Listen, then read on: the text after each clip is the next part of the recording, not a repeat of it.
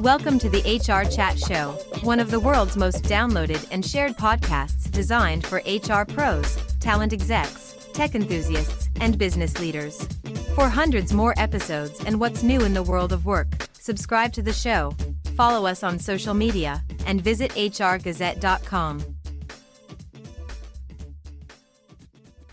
Welcome to another episode of the HR Chat Show. Hello, listeners. This is your host today, Bill Bannum. And today we are talking about employee well-being, amongst other things, because employee well-being has never been higher on the HR agenda. But are organizations genuinely improving the employee experience, or are they simply getting better at talking about well-being? And when it comes to recruitment and more interviews and assessments, are they actually leading to better hiring decisions? Joining me on the show today is my buddy, Dr. Paul Jones, Associate Professor at Aston University and an expert in workplace psychology, recruitment, and organizational behavior. And in this conversation, we are going to explore the concept of well-branding and why performative well-being initiatives can sometimes distract organizations from addressing the real causes of workplace stress and burnout. We'll also discuss evidence-based hiring, the role of structured interviews and psychometric assessments, and how AI is changing recruitment, and why human judgment remains essential in making great hiring decisions. Whether you're an HR leader, recruiter, or people manager, I hope that this episode is packed full of practical insights for you to help you build healthier workplaces and make better talent decisions.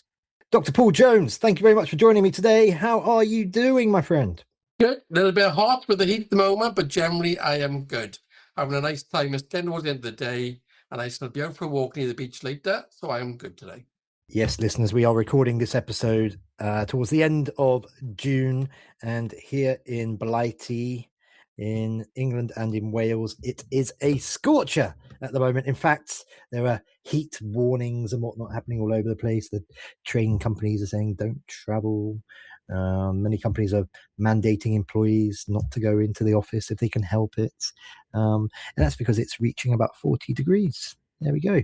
Global warming for you in action. But despite that, we both had cool drinks today, and we are cool dudes, and we're going to plow on through and record some cool content. This is your first time on the pod, Paul, even though you and I know each other. First of many, exactly. Let's start with, beyond my reintroduction a minute ago. Tell us a bit more about yourself, your background, your career background, your personal passions. What gets Paul up in the morning? So work-wise, I work for Aston University as Associate Dean for Education Student Experience. And I've been in higher education for the last 15 years or so. Before that, I was a practitioner covering HR, learning development. My background's in work psychology as well as HR. So those are the type of areas I've spent a lot of time working in, as well as the recruitment industry as well, which links into today's talk a little bit. In terms of what I enjoy doing, I used to enjoy cycling quite a bit and then got back into it recently and found I don't enjoy it quite as much when I'm pedaling up really big hills and getting my heart rate up to 178 beats per minute. But hopefully that will come down for the future. But the usual things, reading, getting out to nice places, exploring the world, and music's probably one of the biggest things as well. I love finding new music to listen to. So those are bits about me. But it's the people element, I guess, is the underpinning thing for all those things. It's often been about understanding people. Being nosy is a good way to put it as well, but just people's always been my interest at the heart of stuff. And I wonder, at the moment, is there a big work project or a big work goal which is going on at the moment, something maybe that you're working on that perhaps offers a new avenue or opportunity for you or just excites you?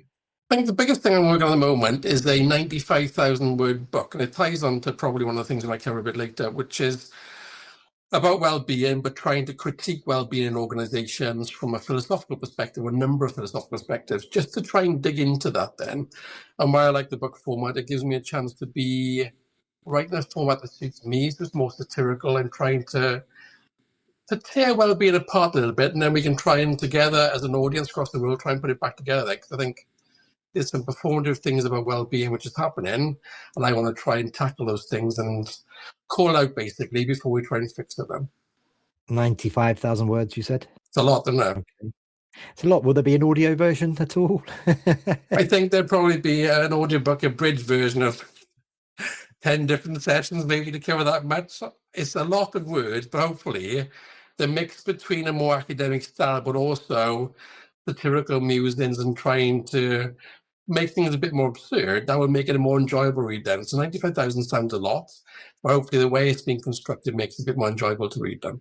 Very good. So this masterpiece, you're working on it at the moment, and our listeners can expect to see this out there sometime maybe in 2020. Got to hand it back to the publisher next March. Then there's the publishing process that goes through and refine it. But I've got 70,000 words down on digital paper at the moment, so that will still need refining and doing stuff. But there's a lot of work there already. So this is more keeping the pace going, making sure I try and refine the arguments, polish the things I've gotten, and finish off that last 25,000 words, I think, roughly. So yeah, still lots to go at the moment. But you're doing better than J.A.R. Martin by the sounds of it. So good work. I think so. I haven't put some ideas out there, not done anything about that. I'm actually writing stuff, which is good. So I think that's a good thing. I think I read that people have now pretty much given up on the Game of Thrones books being completed at this point. But there we go. I think that time has come and passed, hasn't it? I think there was a zeitgeist for those types of things at one point, and now we're well past that. So way back in the review mirror, isn't it? Yeah, that said, we've got the new series of House of the Dragon out. I saw that last night, the first episode. It was very good. But that is not HR related. So let's get back to that side of stuff. Okay, originally we were going to record this conversation today, and we were going to use it as a last minute excuse to also promote your involvement at Disrupt London tomorrow. But you are currently all the way over in Wales, beautiful Wales, near the Gower Peninsula. And it's a jolly long way to come in extreme temperatures. So we've given you an out, and instead what that means, listeners, is Paul's pre-prepared deck, which was all ready for tomorrow. He's going to use that in Birmingham in September 24th, back at the Button Factory. I've had a look at it. I know it's awesome. The topic is well branding. Do you want to take a couple of minutes, Paul, and tell listeners what they can generally expect from a Disrupt event, or actually more specifically Birmingham? You've been to a couple of those now. That's quite a unique community, lots of characters. And B, what are some of the hopeful learning outcomes from your talk?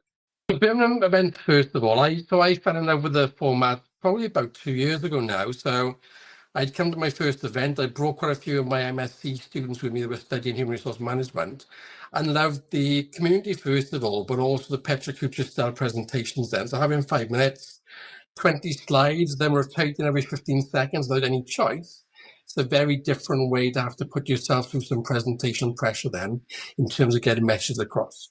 So I love the format, and we just coming together to bring that format into Aspen as well when we did an AI summit. That worked really well. So I just love the format. But my talk in particular about well branding is really at the heart of the book I'm writing, which is the well-being can quite often be a performative thing that organizations do to say that they're doing something without really tackling the problems. The way I've described it to people previously in organizations would be it's almost like sticking plasters over wounds that we create for ourselves in organizations. So rather than just sticking the plasters over, how do we actually stop creating those cuts or forming bruises in organizations then? So the talk's going to be challenging some of those ideas about how we need to move away from well branding. So this idea of we talk a good game and we brand ourselves as looking after well-being, but actually it's the talk of how we do these things, not actually the reality of it. So it's going to be getting people to think about well-being. It might make some people think differently about what they're doing internally to organizations in terms of rolling out well-being strategies. But I think the big thing is they want people to think about what they're doing, think about the difference it makes. And are they really tackling the problem, or they're tackling the symptoms of that problem? And I think quite often it's about the way we promote these things is look what we are doing over here without actually making a difference to what people feel on the ground then. Thanks for listening to this episode of the HR Chat Podcast. If you enjoy the audio content we produce, you'll love our articles on the HR Gazette. Learn more at hrgazette.com. And now, back to the show. Okay, very good. I've got so many follow-up questions to that, but we've got other things to get to today. That's However, our next just one, podcast episode then, isn't it? well, I guess, but I do have one quick follow-up. Listeners, Yeah. Dr. Paul Jones is a pretty stylish, cool dude. My follow-up question is, will you be wearing that lovely waistcoat of yours on stage in Birmingham? There's a range of waistcoats I've got, so I don't leave the house without a waistcoat, usually in some kind of survival pack. There'll be some kind of waistcoat, no doubt. So if you look me online, I think most pictures will have some kind of waistcoat action. And yesterday, I was walking along the beach, and there was a guy who was even more stylish than me, which I know is hard for you to believe, Bill. But he was totally dressed, white trousers, white shirt. But he had this beautiful waistcoat of various colours on. It just looked amazing, shining in the light yesterday with the sun. So I've got some inspiration over thinking, how can I raise my waistcoat game? A waistcoat of many colours. I wonder if his name was Joseph, maybe. He looked like he was foreign, so I think it might be a foreign version of that name from somewhere a bit different, or we might see from different historical texts then. So I think, yeah, maybe a bit more cosmopolitan in terms of the name, but possibly. Foreign, maybe English. Who knows? Right.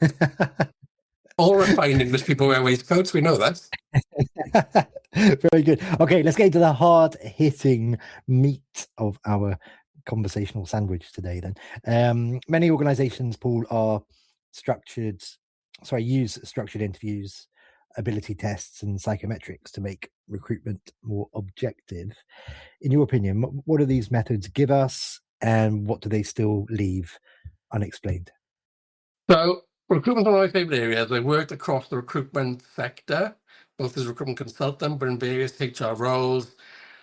But doing both work psychology and HR, recruitment's always been a key part of what I've learned about, but also enjoy thinking about. So they give us a structure, basically. We know from the different research that's been conducted over many, many years that to do good recruitment, we need a very careful, structured process. So we have the combination of structured interviews and psychometrics, particularly ability test. That tends to give us the best way to try and recruit people, the most effective way. So we can talk about things like predictive validity, and that's about trying to make sure we can predict how likely a person is to perform well in a role. So we know the stats from different parts of research tell us about the best methods and what we can do with each of them to bring those things in the workplace. They do give us a way to reduce bias, make things more consistent, give us structure. They're really useful things to have in place then, but they're not all seen, they're not omniscient. They're very useful if they work well. They don't give us a full picture of how we can recruit because there's still missing gaps in that process then. But also what I see quite often is, even though we know the research around these things, the way that's implemented in practice can quite often not be as good as we might hope for. So the best practice ideas for research don't always translate to the workplace then. Okay, so for this particular interview, I said, Paul, if you've got anything you want to have included within this conversation, just shoot it over. And you suggested a question here, which is a wonderful question. I don't really fully understand what it means, though, so I'm just going to pose it and let you talk. Here's the question. Have employers confused more recruitment activity with better recruitment decisions? What did you mean by that, and what's the answer? So it's very easy to imagine a world where we try and convince ourselves the process is more rigorous because we put more processes into that process, or more things or activities into that process. So if you think you could have psychometric testing, you could have a structured interview or quite a few structured interviews, you could have a assessment center, you might get them to do some kind of work-based test. I was talking to someone recently and they'd applied for quite a senior role. I think they said there was up to 20 different things they had to do through that whole process then.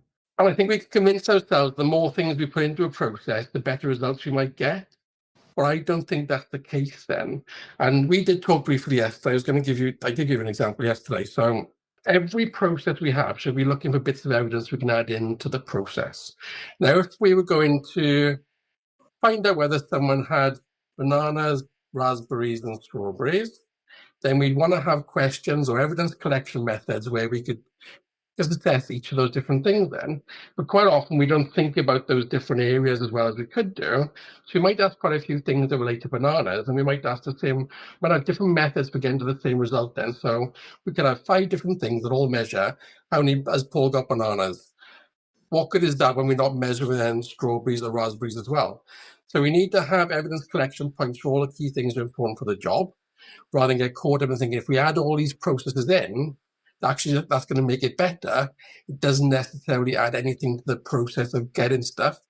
If anything, it can detract from the process because the candidates will get frustrated.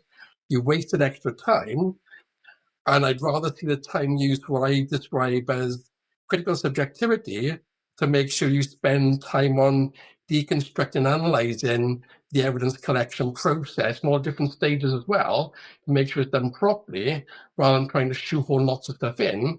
But then the actual decision making isn't spent that long trying to deconstruct people's different interpretations, the bias that could be in it, how they view things differently but from different angles. So I think for me, it's more about use the right methods for what you want to do, but spend more time, the spare time, actually discussing what you've found and coming to the right decision at that point in time. Agreed. That does not sound bananas to me. Okay, so next question. Recruitment often tries to remove subjectivity from decision making. In your opinion, is that realistic, or is subjectivity always present in the process? And on top of that, where does AI fit into this with the parsing technologies and reviewing of applications and all the other ways that AI is now being used in the screening process, all the way up to the actual hire? Let's not talk about the employee experience beyond that. Can we ever really hope to remove biases from AI? I don't know if that's possible. What are your thoughts? If we take humans, I will take AI first of all. So subjectivity is present in everything in the recruitment process. So if you imagine when you're recruiting someone, you might create the job description, person specification if you're doing things properly. Whoever creates that's going to have some type of bias or some type of thoughts they've had for themselves to be able to construct that. It's never a perfect process. Sometimes it's quite rushed. Sometimes it doesn't happen at all. So already right from the start of the process, it's going to be involved in some type of bias and subjectivity, because inherently every single person is biased. And I will ask my students in class quite often, and people I come to disrupt HR events to, are they biased? And we all want to say we're not biased, but we're all going to be biased because we've got a set of experiences, things we've learned over time, the personality we've developed from when we were born. These things always have a subjective nature, a biased nature to it, but it's being able to tackle that and recognize these things and then try to curtail that bias, which is really important then. So we're never going to get rid of subjectivity from the process or bias. I think with AI, we have to be really careful, and we've spoken about AI quite a bit. I love AI. I try to use the tools as much as possible, and I want to be on the crest of the AI wave rather than being drowned in the backsplash and not being able to do things with AI. So I think there's great ways we can do it. But what we see quite often is people cognitively offloading stuff to AI for AI to make the decision, and that's the wrong way to do it. So I'd much rather us use AI to try and pull information together, but we still need to critically analyze that, to interrogate it, to ask questions about it. So if we went back to recruitment, could use AI to generate the questions for interview, just to give us some options. Could use it to generate questions, what we could try to analyze the evidence and to ask questions of it and discuss those things. What I'd be very careful of is then just offloading that decision making and saying, dear Mr. or Mrs. AI system, you just handle the process of recruiting people from start to finish. You look at CVs, look at keywords, we give you the job spec, or you create the job spec yourself, and then we just say what you want to do. There's danger in terms of how we use these systems. What I do see happening a lot is it seems to be new systems evolving every day, and new systems released, and I'm sure people are making a lot of money from these systems, and some of them are very good in terms of what they do. But I want us all to be able to be critical of them, not to avoid using them and just poo-poo them, but actually delve into what they can do, what they can't do, to test them, and to actually have that critical foresight and interest in thinking, how can I get the best out of the system, but how can I guard against the bias and subjectivity that'll always be inherent in them, because nothing we create is going to be free from bias. If we decide an AI system is going to come to fruition, we fill it with the right resources to train it, That's the decision of deciding what resources to go into it. So we could be quite biased in those things. The sources we use have been written by people usually. Those people have been biased in terms we do, what we put into it. We know that history favors the victor, so all the text from many hundreds and thousands of years, that's a biased view of history because that's subjective in terms of the way these things are being curated. So if it's biased from the start, what we have to do is recognize this bias, then do our best to try and counteract on something. Oh, you're taking me back to my A-level days. Historiography, the bias within historical accounts. Okay. It was somewhat interesting at the time, but it was a long time ago for me. It's in the past now. There we go. Boom, boom. Surely it's been a couple of years, Bill, back in those glory days when you were in school. Yeah, maybe more than a couple, my friend. We are coming towards the end of this particular conversation. Then I'm off to jump in a river with my son. Before we wrap up today, what would recruitment look like if organizations built in more time for evidence deliberation before making final decisions, Paul? I think what I've noticed in organizations is that people will rush the decision-making part towards the end. If you imagine, if you've been interviewing all day, you might have done 8 interviews, you might be recruiting for a role, people are tired, they just want to get home to either their family, to have food, to have a nap on the sofa, to melt in their house if it's really hot like it is now. Whatever they decide to do, sometimes that time is not the best time to make a decision. Putting time in at different stages is really important and to make sure you get it right. So we sometimes see job descriptions, person specs being rushed just to get a job out there, putting time in to get that right. Think about what evidence you want to collect then to make sure we get the recruitment process right. Being able to discuss with colleagues about putting questions together or the different techniques or tasks you want people to do as part of the recruitment process. So it covers the bananas, raspberries, and strawberries we talked about earlier. Then the discussion part, the ending, crafting proper time to delve into why do we feel certain ways. If we interpret something as a interview, why do we interpret those things? Not just write it down and say, this is what I thought. Where did those thoughts come from?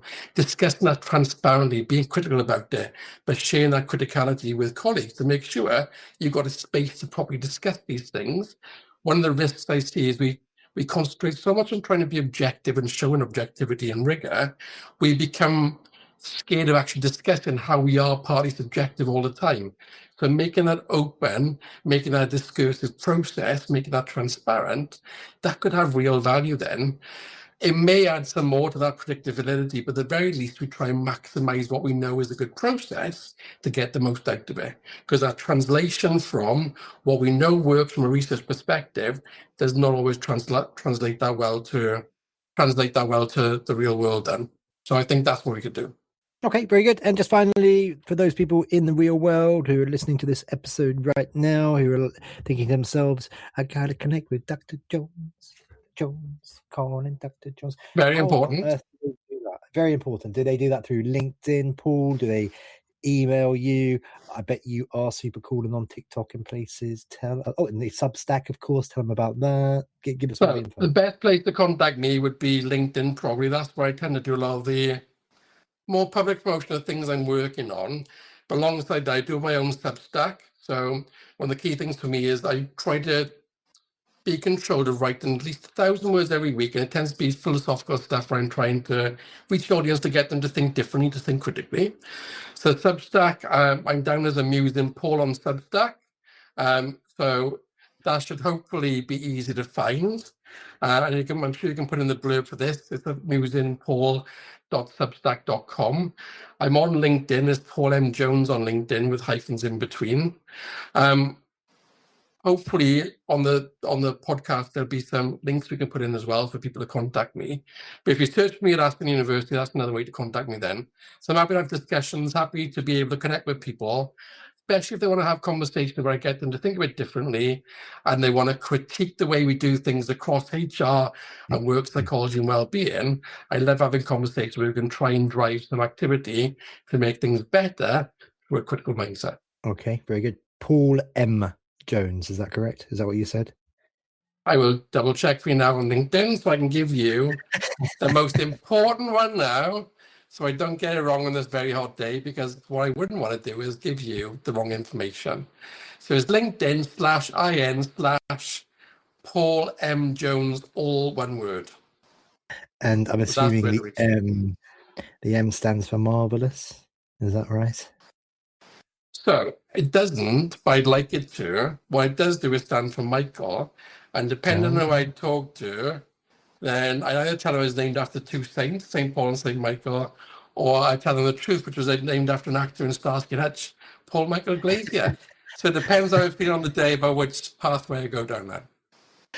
Either way, marvelous is better, so I might have to change it for the future. Okay, Dr. Paul Marvelous Jones, my friend, thank you very much for your time today. As always, Pleasure. it's been nice chatting, and we will be getting you back on the show before you know it. So thank you. My pleasure. Thanks, everybody. Thanks for listening. And listeners, as always, until next time, happy working. Thanks for listening to the HR Chat Show. If you enjoyed this episode, why not subscribe and listen to some of the hundreds of episodes published by HR Gazette? And remember, for what's new in the world of work, subscribe to the show, follow us on social media, and visit hrgazette.com.